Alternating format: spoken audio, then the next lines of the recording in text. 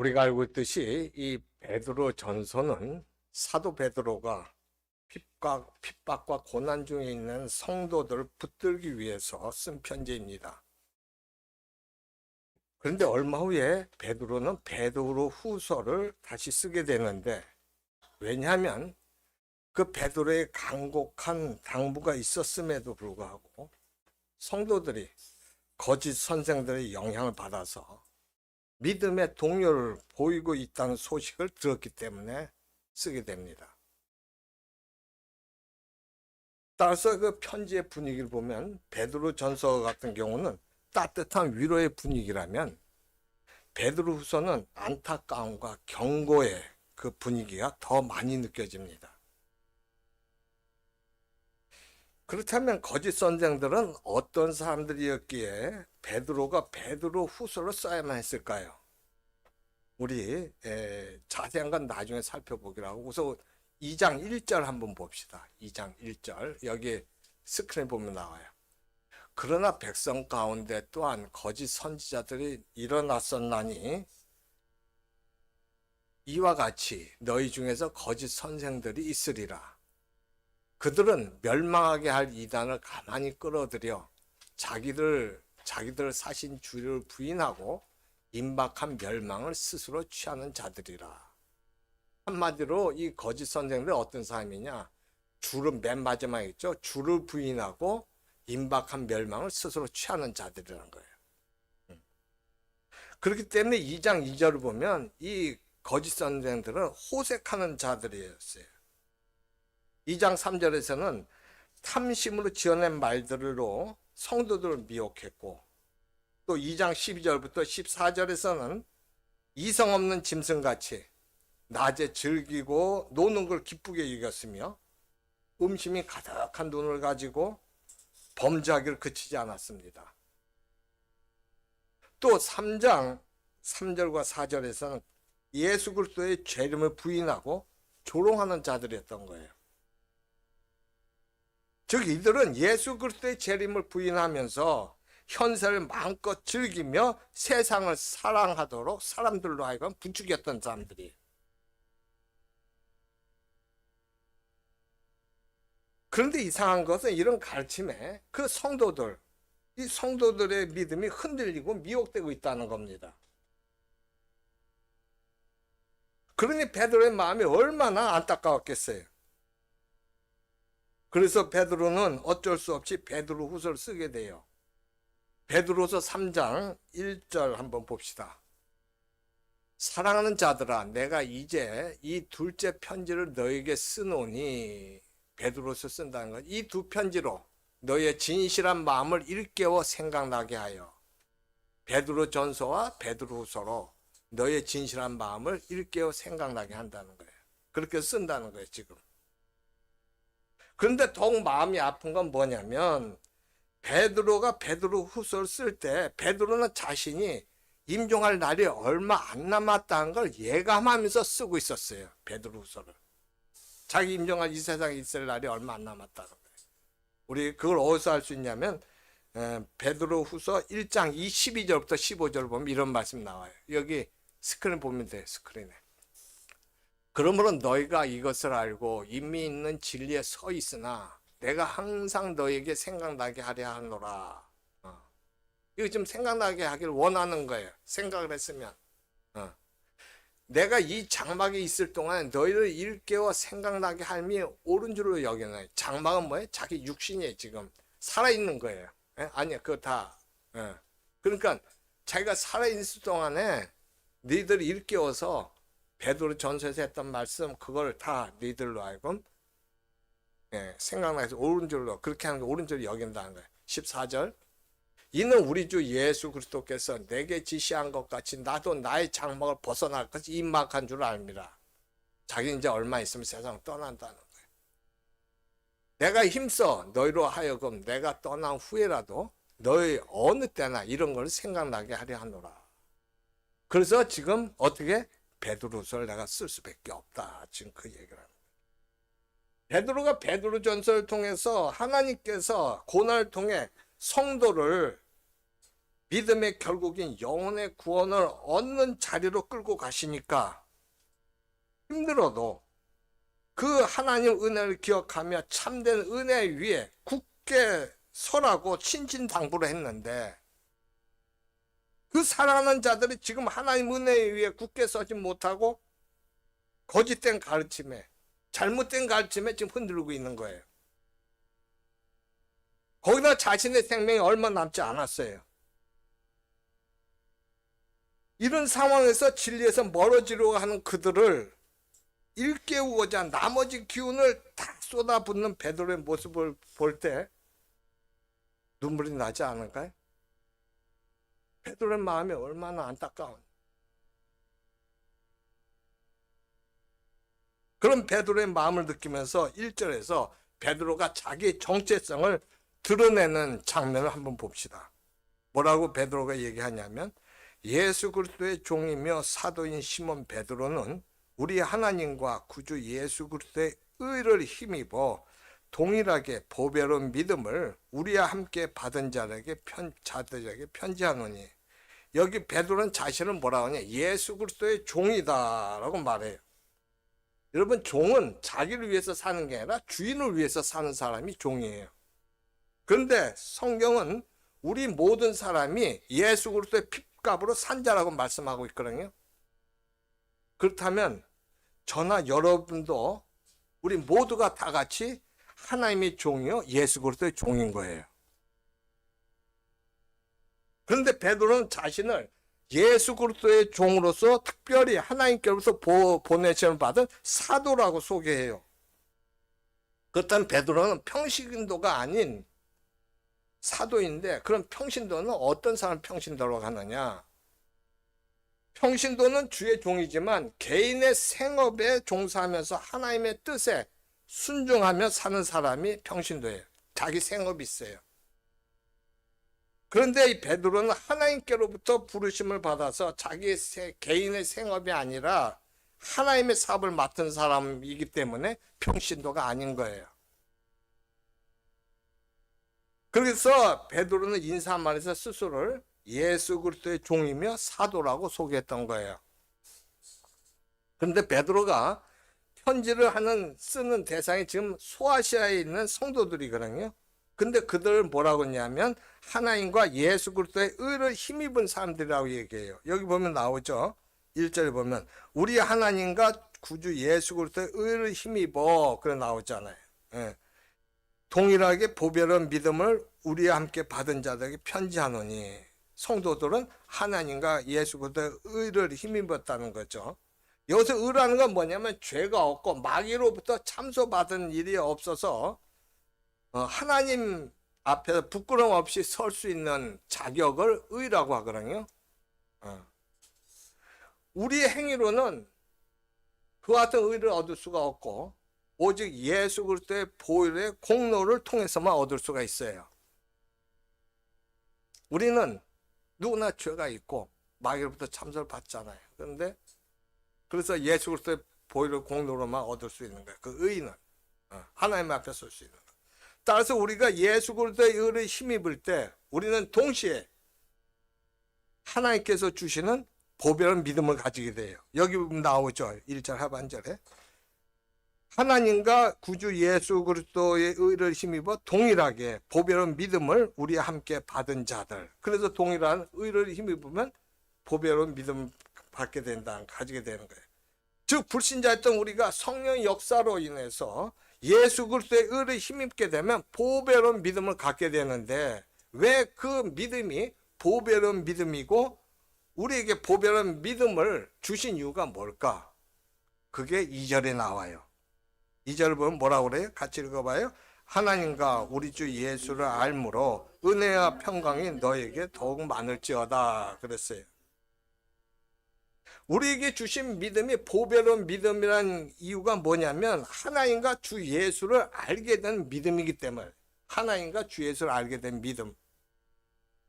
따라서 그 보배로운 믿음은 성도로 하여금 지금의 혼란에서 벗어나서 무엇이 더 많아지냐면 은혜와 평강을 더 많아지게 해요. 우리가 그 의를 힘입어서 보배로운 믿음을 갖게 되면 뭐가 많아진다? 은혜와 평강이 더 많아지는 거예요. 여기서 주 예수를 알미라고 했잖아요. 이 알미라는 것은 뭐냐면 헬라어로는 에피그노시스인데 이것은 단지 정보를 습득하는 지식 차원이 아니라 이 알미라는 것은 부부가 함께 살면서 서로를 깊이 인격적으로 알아가고 닮아가는 관계에서 오는 알미예요. 살면서 그 상태에서 더 깊이 알아가는 알미예요. 이게 히브리는 야다는 야다. 깊이 아는 거예요. 상대방 깊이. 반드시 그래서 존재의 변화를 수반한 지식이기 때문에 그것으로 인해서 은혜와 평강이 더해지는 거예요. 우리가 예수 그리스도 하나님과 주 예수 그리스도의 의를 힘입게 되면 우리는 서로 알아갈 때 뭐가 더해진다? 은혜와 평강이 더해지는 거야. 할렐루야. 알아가면 알수록. 따라서 주 예수를 아는 지식이란 것은 우리의 삶에 존재하는 모든 불평과 원망과 불신을 이겨내는 답이래요. 알면 알수록 저나 여러분이나 하나님과 예수 그리스도를 알면 알수록 어떻게 돼? 원망, 불신, 불평을 다 이겨내게 된단 말이에요. 그게 답이 되는 거예요. 반면에 거짓 선생들은 하나님을 아는 자들이 아니에요. 거짓 선생들은. 이들은 자신들이 복음과 구원을 알고 하나님과 종말과 심판 거기에 대해서 뭘 아는 것처럼 가르치지만 실상은 주 예수를 부인하는 자들이에요. 탐심으로 지어낸 거짓을 가지고 약속을 하고 임박한 멸망을 스스로 취하는 자들이란 말이에요. 내 욕심으로 거짓된 걸 갖다가 이렇게 약속을 해요. 이루어진다고, 된다고. 그러니 그것은 스스로 임박한 멸망을 자초하는 자들이란 말이에요. 이들은. 이단이 그렇단가, 이단이 지금. 이쪽에 이때 나오는 거짓 선생 그런 자들이었다. 따라서 이들의 가르침이 미혹되면 어떤 일이 나냐? 하나님의 은혜와 평강이 사라져요. 내 육신이 좋은 것 같은데 얘 육신이 좋은 것 같은데 어떻게 돼? 그 안에 기쁨이 없어요. 평강이 없어요. 항상 불안해요. 내가 많이 가져도 불안해요. 없어도 불안해요. 악한 영이 역사하기 때문에 더 불안하게 돼요. 원망하게 되고 불신이 일어나는 거예요. 왜냐하면 이들의 가르침이란 건 뭐냐면 그 지독한 현세와 세속주의 사상을 담고 있기 때문에 이 세상을 누가 관리하고 있어요? 악한 영이 지금 하잖아요. 사탄, 세상의 왕. 그러니까 그렇게 되는 거예요. 그런데 주 예수를 알면서 주라는 말은 부활 승천하셔서 하나님 보좌 우편에 등극해 계시는 만왕의 왕이신 예수님을 가르치는 말이거든요. 그걸 가르치는 예수님을 가르치는 말이에요. 중요한 건 뭐냐? 주 대신 예수 그리스도께서 하나님 보좌 우편에 혼자 앉아 계신 것이 아니라 그 예수를 믿는 모든 주의 백성들과 함께 앉아 있다는 거예요. 저와 여러분들도 지금 그 자리에 앉아 있어요. 그리고 어떻게 하래? 에베소 2장 4절부터 6절 봐요. 이 보면 뭐라고 나오냐? 긍휼이 풍성하신 하나님이 우리를 사랑하신 그 큰 사랑을 인하여 허물로 죽은 우리를 그리스도와 함께 살리셨고, 우리 살리셨잖아. 너희는 은혜로 구원을 받은 것이라 믿습니까? 또 함께 일으키사 그리스도 예수 안에서 함께 하늘에 앉히시니, 우리 같이 앉히신 거예요. 지금 이렇게 앉아 있다고 우리는. 그렇기 때문에 내가 믿음으로 그리스도를 신뢰해서 예수 그리스도 하나라가 됐다면, 연합해 있다면은 나는 지금 어떻게 돼요? 그리스도와 함께 하나님 보좌 우편에 앉아 있는 거예요. 저나 여러분나 다 마찬가지. 지금 앉아 있는 거 그렇게. 다시 말해서 예수 그리스도는 우리의 해결사 정도가 아니라 우리의 주인으로서 우리와 함께 하시는 분이에요. 우리와 함께 하시는 분이에요. 모든 면에서 함께 하셔요. 같이 앉아 있잖아. 그 높은 자 정상에. 즉 우리의 주인이신 예수께서 우주를 다스리는 왕으로 우리와 함께 하늘 보좌에 앉아 계신 거예요. 그렇다면 그리스도인의 삶이란 것은 일용할 양식으로 만족하고 나머지는 하나님과 이웃에게 다 흘려보내도 된다는 뜻이에요. 우리가 지금 살아가면서 어떻게 되냐? 그와 같은 삶을 살아갈 수가 있다는 거예요. 왜냐하면 그리스도나 예수님과 함께 더 이상 올라갈 데가 없는 높은 자리에 앉아 있잖아. 내가 부족하면 누가 채워주셔요? 하나님이 채워주셔야 돼 있는 거예요. 내가 지혜가 부족하다, 지혜를 채워주셔요. 내가 능력이 부족하다, 능력을 채워주셔요. 왜? 우리는 지금 어떻게 돼 있어요? 함께 앉아 있단 말이에요. 믿으시기 바랍니다. 그렇게 돼 있는 거야. 우리는 불신자는 그걸 안 된다고, 그게 안 된다고 믿을 데가 없다는 거예요. 그렇지만 우리는 그렇게 되는 거예요. 그렇다면 그리스도 안에서 그리스도와 하나 된 우리는 모든 종기를 얻고 있는 거예요. 모든 종기를 갖고 있어요. 이보다 더 큰 영광은, 더 높은 영광은 없습니다. 믿습니까? 지금 그거예요. 따라서 그리스도인 불신자들과 달리 세상에서 밥그릇 싸움을 하지 않아도 되는 이유가 여기에 있어요.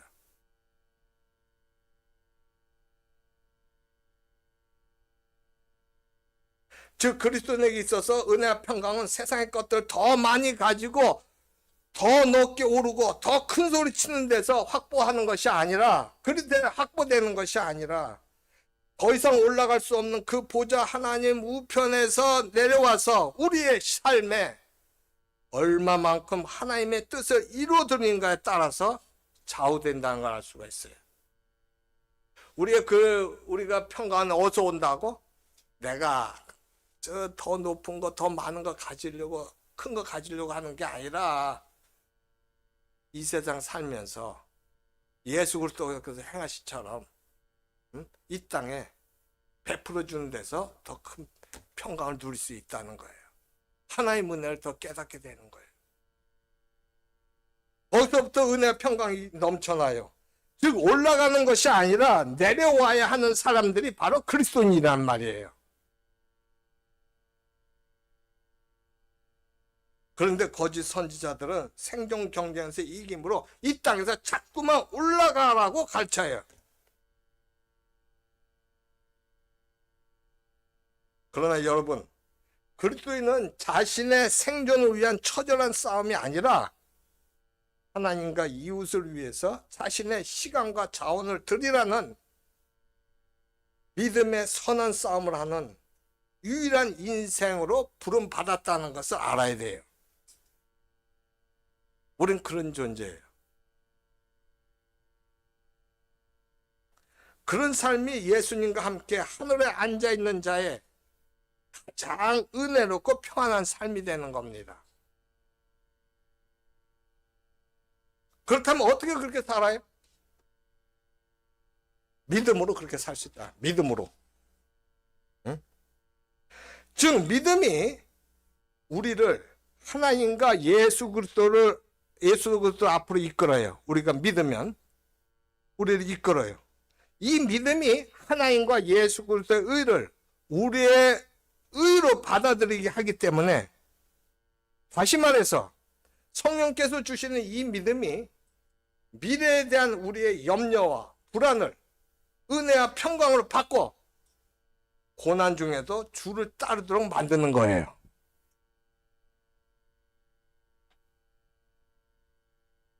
하나님은 창조시고 예수께서 만왕의 왕이셔요. 그렇기 때문에 그 믿음을 갖고 있으면 그 모든 상황이, 염려와 불안이 어떻게 바뀐다? 은혜와 평강으로 바뀐단 말이에요. 할렐루야. 의로우신 분이기 때문에 하나님이. 그런데 이 믿음은 우리가 만들어내는 게 아니라 하나님께로부터 받은 것이므로 보배로운 믿음이에요. 그래서 그게 보배로운 믿음이야. 그래서 이 보배로운 믿음이 우리로 하나님과 예수 그리스도를 더 잘 알게 해. 그래서 우리를 은혜와 평강을 이끌어가는 거예요. 이게. 네? 그런데 거짓 선생들이 항상 미혹함으로 이 믿음을 흔들어 버려요. 야, 예수 너 믿는데도 왜 병이 드냐? 왜 예수 믿는데도 그렇게 힘든 일이 많아 너는? 너 예수 믿는데도 왜 남들보다 잘 되지 못하냐? 이런 식으로 해버리는 거예요. 그래서 좌절과 침체를 일으킨단 말이에요. 사람들로. 그리고 그걸 해결해 준다고 하면서 탐심을 가지고 거짓을 지어내 가르쳐요. 그래서 잘못된 체험과 욕망을 자극해갖고 하나님 진리부터 멀어지게 만들어요. 우리가 탐심으로 해서 자꾸만 욕심을 채우면 어떻게 돼요? 하나님부터 점점 더 멀어지고 더 잘 될 것 같은데 더 불안하고 이게 뭐지? 이게 맞는 건가? 그런 식으로 돼버리는 거예요. 거짓 선생님이 그렇게 하는 거예요. 이 사실을 알고 있는 베드로가 3절 이하의 말씀을 하는데 3절과 4절을 한번 봅시다. 3절과 4절 보면 이런 말씀이에요. 그의 신기한 능력으로 생명과 경건에 속한 모든 것을 우리에게 주셨으니, 이 보면 그의 신기한 능력, 예수 그리스도의 신기한 능력이에요. 그건 결국 하나님의 능력이거든요. 하나님의 능력으로 생명과 경건에 속한 모든 것을 우리에게 주셨어요. 생명은 어떤 생명이냐면, 여러분 저를 보세요. 우리가 예수 그리스도를 믿음으로 새로운 피조물이 됐어요. 믿습니까? 새로운 피조물이 됐을 때 우리에게 주어진 생명은 육신의 생명이 아니라 하나님의 생명이에요. 영생이에요. 그 영생이에요. 그 하나님의 생명과 경건이 뭐냐면 예수 그리스도를 믿어서 새로운 피조물이 되다 보니까 하나님을 존중하고 하나님 말씀 순종하게 된단 말이에요. 그렇게 해서 하나님을 존중하고 순종하는 그 생활이 경건한 거예요. 응? 그렇다면 이것은 생명과 이런 그 하나님의 능력으로 우리가 하나님의 생명과 이런 경건에 속하게 되면 우리에게 그 주셨으니, 그래서 그것을 취했다면 우리는 구원을 받은 걸 얘기하는 거예요. 구원 받기 전에 이런 게 없었어요. 믿습니까? 구원을 받으니까 이게 온 거예요. 이는 그렇게 한 것은 자기의 영광과 덕으로서, 예수 그리스도의 영광과 덕으로서 우리를 부르신 이를 알므로 말미암이라. 하나님께서 예수 그리스도는 우리를 부르셨잖아요. 그걸 우리가 알므로, 믿음으로 말미암은 거예요. 우리가 하나님을 통해서 예수 그리스도가 오신 것을 믿었기 때문에 우리는 구원을 받았고, 그래서 우리에게는 하나님의 생명이 영생과 함께 우리는 경건한 삶을 살게 된 거예요. 할렐루야. 지금 그걸 얘기하는 거예요. 4절에 뭐라고 그래요? 이로써, 그렇게 됨으로써 어떤 일이 일어나냐? 그 보배롭고 지극히 큰 약속을 우리에게 주사 그랬어요. 이 보배롭고 그 지극히 큰 약속, 구원받은 자들에게 보배롭고 지극히 큰 약속이 뭘까? 예수 그리스도의 재림이에요. 예수님 재림하기 때문에 우리가 믿음으로 지금 그 삶을 살아가요. 우리는 육신을 가졌기 때문에 우리 싫잖아. 육신을 가지면서 예수님처럼 살아야겠다는 마음이 드는 사람 있어요? 싫다고, 나는 나대로 살고 싶은가. 그런데 예수 그리스도의 재림이 바로 이 보배롭고 큰 약속이라고 볼 수 있고, 또 뭐가 있냐면 새하늘과 새 땅이 있다는 거예요. 그 하나님 나라에 영원히 사는 거예요. 그게 이제 보배롭고 큰 약속이에요. 그걸 우리에게 주신 거예요. 구원받은 자들에게. 이 약속으로 말미암아 너희가 정욕 때문에, 정욕은 자기의 욕심 아니에요. 응? 자기 욕심을 취하기 위해서 하나님도 잊어버리고 세상 걸 또 우상 숭배하고 그런 게 정욕이란 말이에요. 그 정욕 때문에 세상에 썩을 것을 피해서 어떻게 하느냐? 신성한 성품에 참여한 자가 되게 하려 하셨느냐. 하나님의 성품에 참여한 자가 되게 하는 거예요. 즉 우리의 구원이라는 것은 뭐냐? 처음부터 신성한 성품에 참여하는 걸 목표로 허락된 거예요. 우리가 하나님의 성품, 신성한 성품 참여하면서 그걸 누리라는 거예요. 하나님은 우리 보고. 그래서 우리를 그렇게 해서 구원시킨 거예요. 우리가 그와 같은 삶을 살아가는 존재예요. 세상에 살고 있지만 세상의 전부가 아니라 우리의 목표는 어디예요? 우리 나라는 하나님 나라예요. 우리는 이 세상을 살았지만 우리는 하나님 나라의 시민이에요. 그걸 목표로 살아가기 위해서 하나님께서 하신 거란 말이에요. 신성한 성품에 참여한다는 건 뭐냐면 하나님의 형상으로 지음받은 우리가 하나님을 제대로 구현하고 반영하는 걸 뜻해요. 우리가 이 세상 살면서 우리는 이와 같은 그와 같은 자야. 그러니까 우리는 어떻게 돼? 하나님 형상으로 지음받은 것을 드러내는 삶을 살아가는 거예요. 쉬운 말로 하면 뭐냐? 하나님을 닮아가는 거예요. 구원받은 자는 누구나 이 목표를 향해서 부름받은 거예요. 여러분과 제가 그렇게 살도록 부름받았다는 거예요. 믿으시기 바랍니다. 이게 우리가 왜 그렇게 살아가는가 하는 거예요. 하나님을 닮아가는 것, 즉 신성한 성품에 참여하기 하기 위해 하나님께서는 그의 신기한 능력은 우리가 이성적으로 깨달을 수 없는 능력이에요. 그 능력으로 우리에게 생명과 경건에 속한 모든 걸 주신 거예요. 믿습니까? 그렇게 하신 거예요. 따라서 이 생명과 경건은 주 예수 그리스도를 더 많이 알고 신성한 성품에 참여하도록 우리의 삶을 이끌어갑니다. 계속 이끌어가요. 내가 반항만 하지 않으면 나는 그 은혜 평강을 누리는 자가 되는 거예요. 우리의 성품이 바뀌어지는 자가 되는 거예요.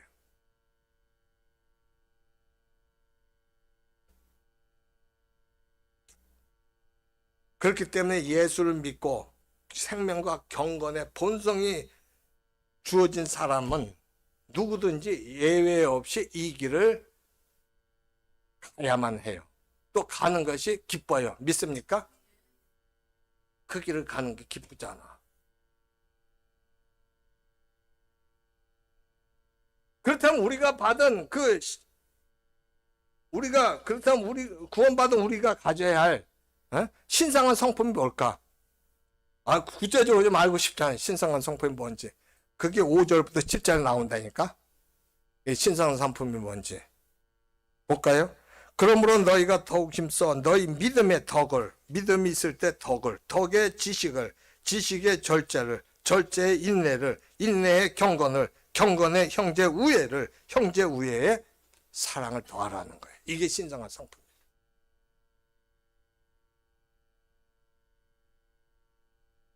반면에 거짓 교사들은 이런 내용을 안 가르쳐요. 왜? 그들 가운데 생명과 경건의 본성이 없단 말이에요. 그들에게는.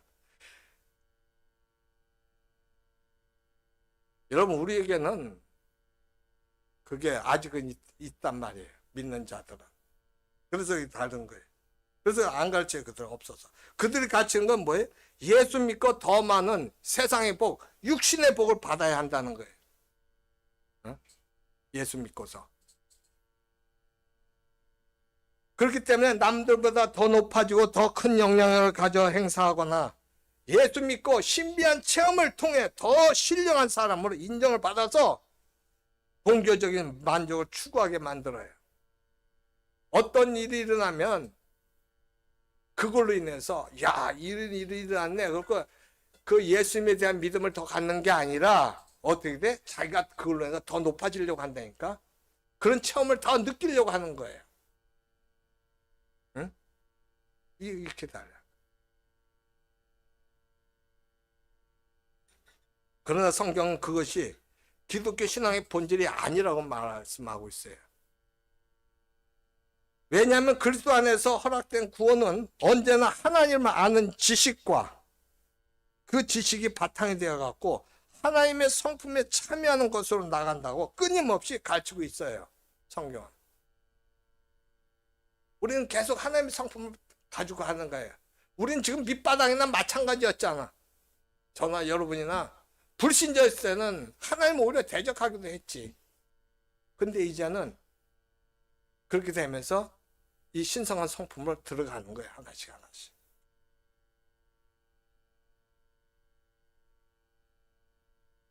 하나님의 성품으로 얻는 복이 참된 복이에요. 그걸 말씀해요. 그렇다면 베드로의 처방이 뭔가요? 가짜에 대해서 말하기 전에 지금 베드로는 진짜를 먼저 보여준 거예요. 즉 베드로는 기독교가 말하는 신앙의 참된 방향과 내용, 목적은 주 예수를 아는 것과 신성한 성품에 참여하는 것이니까 이것을 거짓 선생들이 가르친 내용과 비교해 보라고 하는 거예요. 신성한 성품에 참여한 것이 뭔지를 안다면은, 우리가 안다면은, 그리고 그걸 위해서 삼일째 하나님이 쏟아냈고 붓고 계신 하나님의 열심과 지혜와 능력을 우리가 안다면 거짓 선생들의 달콤한 미혹들은 썩은 음식처럼 역겹게 돼요. 그게 어떻게 좋아요, 그게? 그렇게 해서 거짓으로 해서 탐심으로 해서 얻은 그것들이 뭐가 좋냐고. 베드로가 보기에 거짓 교사들은, 거짓 선생들은 거짓된 지식으로 하나님의 약물을 잡아먹는 전형적인 사기꾼에 불과한 겁니다. 그런데도 교회가 이들의 믿음 미혹에 흔들리고 있으니까 어찌 안타깝지 않을 수 있겠냐는 말이에요. 따라서 베드로는 4절 하반절에서 뭐라고 말을 하냐면 너희가 정욕 때문에 세상에 썩어질 것을 피하라고 그래요. 왜 피해라고? 왜 피해야 해요? 그걸? 그 자리에 있는 한 신성한 성품에 참여하고 싶은 마음이 없어져요. 당장 눈앞에 내한테 좋은 게 더 들어온다는데 무슨 신성한 성품에 참여하겠냐고, 그 상황에서. 그런 마음이 안 들어요. 그런 마음에 들지가 않아요. 들 수가 없어요. 그 자리에 있으면 계속 허망하고 썩어질 것을 구하는 집착과 탐욕에 사로잡힐 수밖에 없기 때문에 그런 거예요. 인간이니까. 여러분, 불타는 집에 있다면 그 집에서 빨리 나와야 해요. 물이 새갖고 점점 물에 빠져가는 배에 내가 타고 있다면 얼른 도망쳐 나와야 돼요. 그래야 되는 거 아니에요? 마찬가지로 신성한 성품에 참여하고 하나님을 닮아가려고 한다면 일단 정욕의 자리를 피해야 하는 겁니다. 그걸 피해야 돼요. 왜냐하면 정욕은 우리로 하여금 세상에 썩어질 것을 구하게 하는 장본인이 되기 때문에 그래요. 여기서 말하는 정욕이라는 것은 뭐냐면 단지 육체의 욕심만 말하는 것이 아니라 하나님 외에 다른 걸 목표로 추구하는 모든 세상의 속성으로 자기가 주인이 되고 물질이 왕노릇하는 인생의 상태를 말하는 거예요. 내가 주인이 돼갖고 어떻게든 물질을 더 많이 취하고자 하는 그 욕심, 탐욕, 우상 숭배를 해서라도 그렇게 하고자 하는 거예요. 하나님을 멀리하고 그게 더 낫다고 생각해서.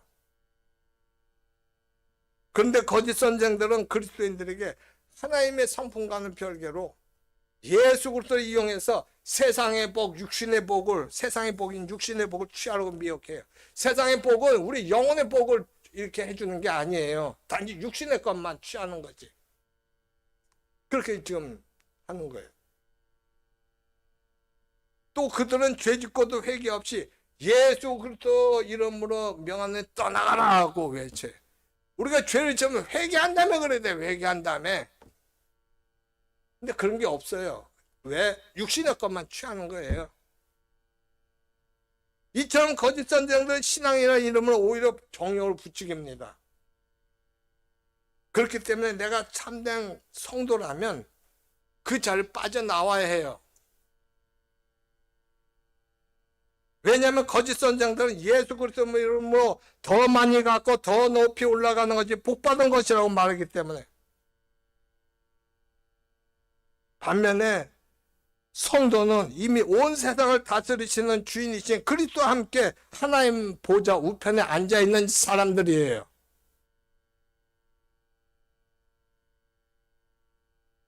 그러나 하나님 보좌에 함께 있지만 그리스도께서 세상 경영에 대해서 나하고 논의한 적은 없어요. 예수 그리스도께서 여러분하고 세상 경영에 대해서 논의한 거 있어요? 그런 건 없어요. 왜 그래요?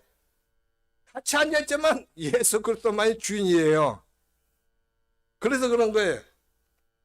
그런데 어떻게 우리가 거짓 선생들 말처럼 주인이 돼갖고 내 정욕을 부추기는 언행을 할 수 있겠냔 말이에요. 내가 주인이 아닌데. 그건 그 모순이 아니에요. 그건 앞에서 그리스도께서 우리와 연합해서 함께 하늘에 앉아서 세상을 다신다는 의미가 뭐냐? 그렇다면 그 의미란 것은 그리스도의 세상 경영 목표와 방향이 우리를 위한 것이라는 거예요. 예수 그리스도의 주인으로서 그 모든 세상 경영을 하는데 그 목표 방향이 누구 때문에 하는 거다? 우리 때문에, 저와 여러분을 위한 것이란 말이에요. 응? 즉 예수 그리스도께서 성부 하나님께로부터 세상을 다스릴 모든 권세를 위임받아 역사를 통치해 가실 때 그 방향과 목적과 내용이 우리를 위한 것이에요. 우리가 잘 되도록, 우리가 거룩하고 의롭게 되도록, 우리가 하나가 되도록, 사랑으로 하나가 되도록.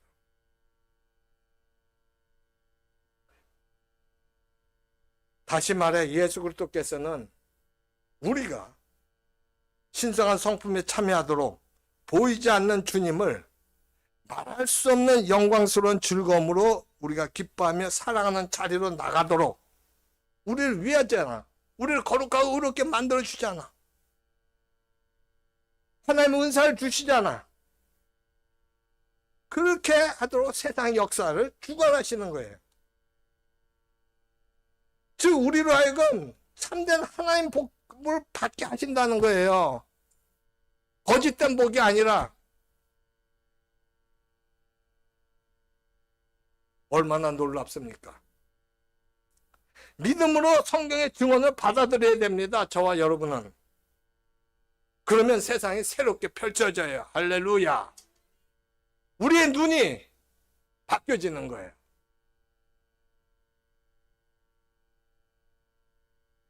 등산할 때 보면 말이죠. 여러분, 정상에서 내려오는 사람이 막 올라가는 사람, 등정하는 사람들에게 먼저 인사를 하지, 등정하는 사람, 정상 올라가는 사람이 그 내려온 사람보다 먼저 인사하는 경우는 드물어요. 그 이유가 뭘까? 정상에서 내려온 사람 말이죠. 이미 정상에서 올라가 갖고 어떻게 딱 보면 어떻게 사람들이 아둥바둥 살아가는 거 보잖아. 응? 근데 그것이 뭐처럼 보여? 한 점처럼 보여. 생각이 달라지고 시각이 교정되는 거야. 그렇구나. 저 밑에 있으니까 모르는 거야. 위에 걸 모르는구나. 그러니까 저렇게 아둥바둥 살아가지. 그래서 이 사람들은 그렇게 모든 게 좀 바뀌어져요. 마음이 여유가 있어요. 아, 위에서 있으면 이렇게 다 보이고 정말 그게 아무것도 아닌 걸로 보여준단 말이에요. 그런데 올라가는 사람들을, 그러니까 어떻게 해요? 올라가는 사람들 볼 때 막 올라가는 사람들한테 마음이 너그러져요. 뭐 그렇게 바둥바둥 살 필요 없는데, 어? 여러분도 그렇게 바둥바둥 살고 있는 사람들 아닌가 생각이 드니까 마음이 너그러지는 거예요. 뭐 다 그래요. 우리가 사는 게 다 그래. 근데 올라간 사람들은 뭐예요? 지금 숨가쁘게 올라가니까 그런 여유가 없어요. 빨리 저기 올라가야 되겠다는 생각만 하지 무슨 너그러운 게 마음에 어디냐고. 올라가는 것도 힘들어 죽겠는데. 에? 그런데 그리스도인 그렇단 말이에요. 그리스도는 이미 그리스도 안에서 하늘에 있는 신령한 복을 받았어요. 더 이상 올라갈 수가 없는 정상에 있어요. 그러니까 이제는 어떻게 돼요? 예수 그리스도와 함께 내려가도록 부름받은 사람이에요. 내려가는 거예요.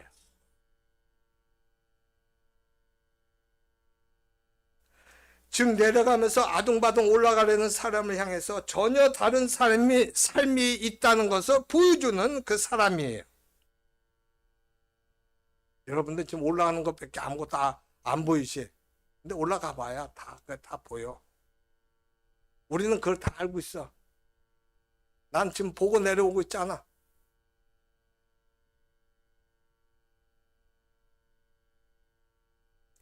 따라서 하나님 손에 붙잡힌 인생의 너그러움과 격려를 건넬 수 있는 사람, 보낼 수 있는 존재로 부름받은 사람이 바로 그리스도인이란 거예요.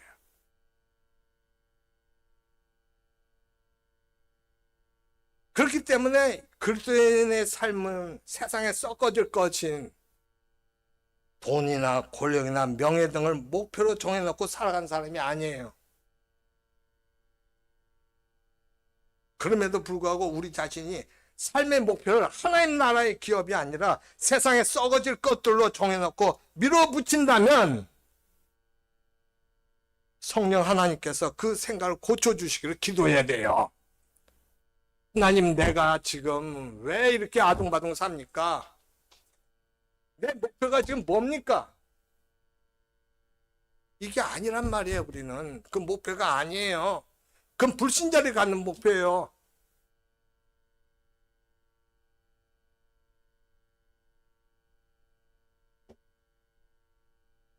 왜 그래요? 그 삶 자체가 헛되기 때문에. 삶 자체가 헛돼요. 남는 게 아무것도 없어요. 전도서 12장 8절 13절과 14절을 보는데 8절부터 봐요. 같이 읽어봐요. 시작. 전도자가 이르되 헛되고 헛되도다. 모든 것이 헛되도다. 그랬어요. 이 전도자가 누구냐면 솔로몬 왕이거든요. 여러분, 세상에서 가장 하나님께부터 많은 육신의 복을 받은 사람이 누구냐면 솔로몬이었어요. 솔로몬은 물질, 권력, 지식, 명예 다 받은 사람이에요.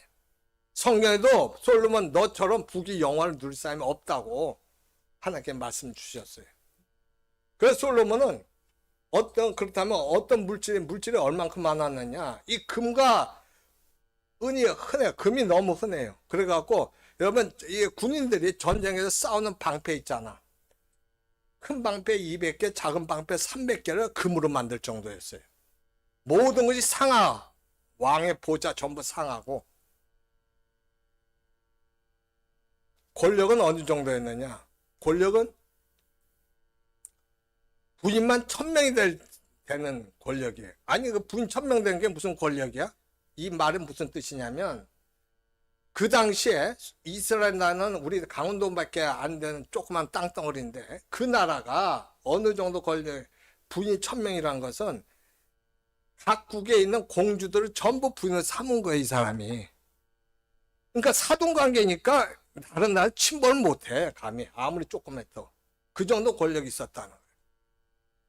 지식은 어느 정도였냐? 여러분, 박사학위로 따지면 오늘날 박사학위는 수십 개예요. 천문학 박사, 심리학 박사, 문학 박사, 동식문학 박사, 엄청나 많아요. 그 정도로 지식이 있었던 사람. 근데 이 사람이 아까 권력으로 해서 여자들 부인이 1000명이라고 했잖아. 그러다 보니까 어떻게 돼? 각 우상들이 막 들어온 거예요. 그러니까 이 사람이 하나님을 멀리했어요. 하나님을 멀리한 상태에 그걸 다 누렸어요. 자기가 취하고 싶은 걸 다 누렸어요. 누렸는데 결국 나중에 결론이 뭐냐? 헛되고 헛되도다. 모든 것이 헛되도다. 왜 그러냐면 그건 누려봐도 기쁨이 없어요. 이게 사람이 육신이 자극적인 걸 하면은 더 자극적이고 더 좋은 거 더 그거 했는데 나중에 그렇게 해봐도 취하지 않는 거야, 마음에. 허탈함만 오는 거예요. 더 없는 거예요. 그 다음에 돈 많은 사람들이 지금 뭐예요? 마약 한다고. 마약 할 게 없잖아. 다 누려봤잖아. 마약 해. 그럼 망하는 거예요. 아무것도 없는 거예요, 지금. 지식을 취해봐도 그렇고. 왜? 그러다 결국은 다 죽어버리잖아. 취해봐도 뭐야, 그거. 그리고 내가 다 많이 벌어봤어도 그걸 내가 다 누리냐고. 못 누려. 그냥 다 남겨놓고 가는 거지. 응? 그럼 뭐야? 선하게 산다고 악하게 산 사람보다 모든 게 더 좋아요? 지금 현실적으로 보면, 세상적으로 볼 때는 어때요? 악한 사람이 더 많이 잘 살던 사람 많아. 악한 사람이 더 권력이 있다고. 그러면 이게 뭐야? 이거 아무것도 아니잖아. 뭐 내가 지혜롭게 산자나 우매하게 산자나 다 죽는 것도 마찬가지고. 그럼 이 말 한 거예요. 헛되고 헛되도나 모든 것이 헛되다. 잘 누려봤어도 아무것도 없다는 거예요. 그럼 이 사람이 여러분 지금 전도 12장을 보는데 결론은 뭐라고 하냐? 마지막에 13절과 14절처럼 얘기하거나. 같이 읽어봐요. 13절, 14절. 시작. 이를 결국을 다 들었으니 하나님을 경외하고 그의 명령들을 지킬지어다. 이것이 모든 사람의 본분이니라. 여기만 잠깐만. 이를 결국을 다 들었다. 제가 다 체험한 거예요, 사실. 듣기도 좀 체험했어요. 근데 보니까 뭐냐? 하나님을 경외하고 그의 명령들을 지키는 것이 진짜 복이라는 거예요. 이것이 모든 삶의 본분이에요. 내가 육신적으로 힘들지만 내가 하나님 말씀대로 살아가는 그 과정에서 얻는 고난을 통해서 하나님이 살아계시면 또 깨닫게 돼. 내 이 삶이란 것이 이 세상에 끝나는 게 아니라는 걸 알게 돼요. 14절 같이 읽어요. 시작. 하나님은 모든 행위와 모든 은밀한 일을 선악간에 심판하시리라. 결국 하나님께서 모든 것도 심판하시게 되는 거예요. 왜 헛되다고 그랬어요? 헛된 이유가 여러분 잘 들어야 이게 굉장히 중요해요. 하나님께서 인간을 창조하실 때 하나님께서 인간 내면에 하나님이 계실 자리를 만들어 왔어요. 그런데 거기에 하나님이 안 계시면 이 마음 자체가 상실한 마음이 돼요. 상실한 마음이라는 건 뭐냐? 이것은 어떤 걸 해도 채워지지 않는 마음이에요. 세상 것을 안 채워져요. 채워줘도 불안한 게 있어요. 두려움이 있어요. 여러분, 부자나 권력자들이 좋은 것 같아요? 엄청나게 그 내면을 보면 어때요? 막 드라마 같은 영화도 나오지. 얼마나 그게 살벌한 삶이. 거기는 뭐 부모 자식도 없는 것 같던데. 오직 돈, 권력 그것 때문에. 이게 없는 거예요. 뭘 해도 불안해. 상 채워지지가 않아. 아무것도 채워지지 않아. 하나님이 없으면 그래 돼요. 그래서 어떤 일이 일어나냐? 하나님을 의지해야 할 때까지 상실된 마음을 사는 거예요. 죽을 때까지 상실된 마음을 살다가 죽어요. 그래서 거예요. 그게 다 헛된 거예요.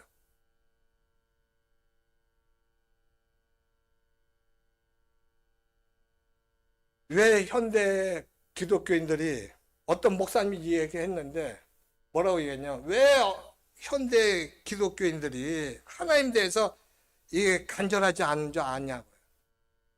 왜 현대 기독교인들은 하나님에 대해서 간절하지 않거나 옛날보다 우리가 믿음의 선조들은 안 그랬거나 왜 간절하지 않느냐? 너무 많은 걸 가지고 있어서 그렇다는 거예요. 너무 많은 걸 가지고 있어서.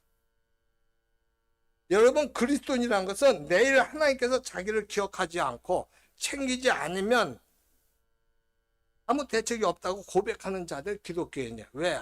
임마누엘 하나님이 나와 함께 계시기 때문에 그런 거예요. 근데 너무 많이 가지다 보니까 어떤 일이 일어나느냐? 하나님을 의지하지 않아도 괜찮다는 거예요. 내가 이 정도 살면 괜찮다고 생각하는 거예요. 그래갖고 더 욕심을 부리는 거예요.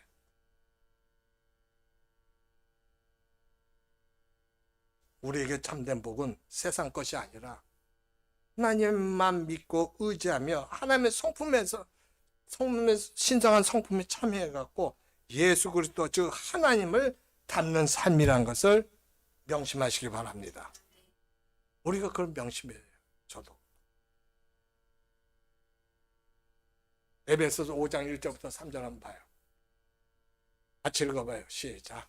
그러므로 사랑을 받는 자녀같이 너희는 하나님을 본받는 자가 되고 그리스도께서 너희를 사랑하신 것 같이 너희도 사랑 가운데서 행하라. 그는 우리를 위하여 자신을 버리사 향기로운 제물과 희생 제물로 하나님께 드리셨느냐. 우리가 왜 사랑을 받는 하나님 본받는 자가 되어야 되느냐?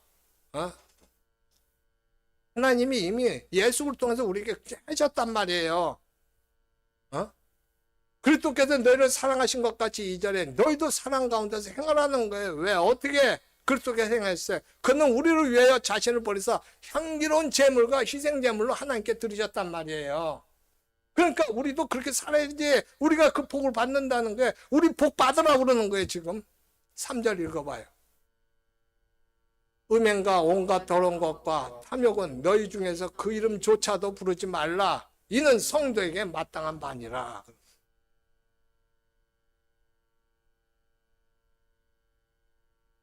여러분, 그리스도인은 하나님께 사랑을 받는 자녀예요.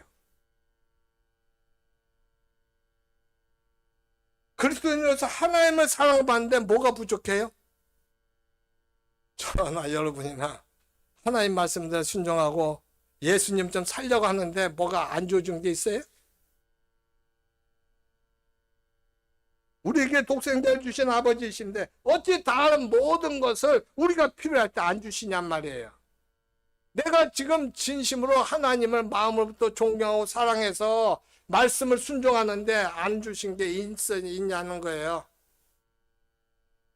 내가 말씀을 순종하면서 내 머릿속엔 딴 거 굴릴 때가 있지 않나요? 혹시? 딴 생각할 때가 있어요, 저는. 얼마나 이게 무서운 일이에요, 이게? 이게 혹시 어떻게 잘못되는 거 아니야? 내 나름대로 상상을 하고.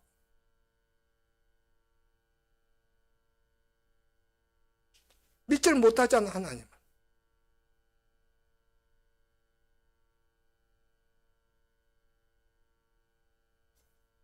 하나님께서 우리에게 필요한 거 모든 걸 다 주셔요. 필요한 건 주셔요. 그거 가지고 감당을 못할 건 안 주시지만 애들한테 애기가 면도칼 달란다고 줘요? 주면 안 되죠. 그거 주면 감당 못하니까. 그런 건 안 주실 수가 있어요. 그리고 하나님 목적이 있을 때 그게 없으면은 더 좋게 되는 게 있을 때는 안 주시는 경우는 있어요. 없을 때 더 좋게 된다. 그럴 때는 있지만 내게 필요한 것은 하나님이 다 주신다는 거예요. 이 믿음으로 주 예수를 알고 예수님처럼 하나님께 순종해 예수를 닮아가시기를 예수 그리스도 이름으로 축원합니다. 이 시간 하나님 앞에 한번 기도합시다. 하나님, 내가 정말로 예수님을 아는 자가 되게 내가 하나님을 아는 자가 되게 하옵소서. 그래서 하나님의 신성한 성품에 참여한 자가 되어서 하나님께서 우리에게 주시고자 하는 그 참된 복을 받고 누린 자 되게 하옵소서. 하나님, 하나님 앞에 핑계대지 않게 하옵소서. 어쩔 수 없이 그렇게 됐다는 말을 하지 않게 하옵소서. 그게 아닙니다. 하나님은 나보다 날 더 잘하신 분입니다. 하나님만 의지하고 믿었고 살아갈 때 우리가 하나님께서 주신 복을 누리고 하나님이 살아계시다는 걸 알지, 하나님 말씀을 불순종하며 살아가면 나는 하나님이 주신 복도 못 받고 하나님이 살아계신 것도 오히려 잊어버리고 살아갑니다. 하나님 나와 함께 하지 않는 걸로 착각을 합니다. 예수 그리스도를 올바르게 알게 하시고 주 예수를 올바로 알게 하시고 신성한 하나님의 성품에 참여해서 살아가시는 하나님을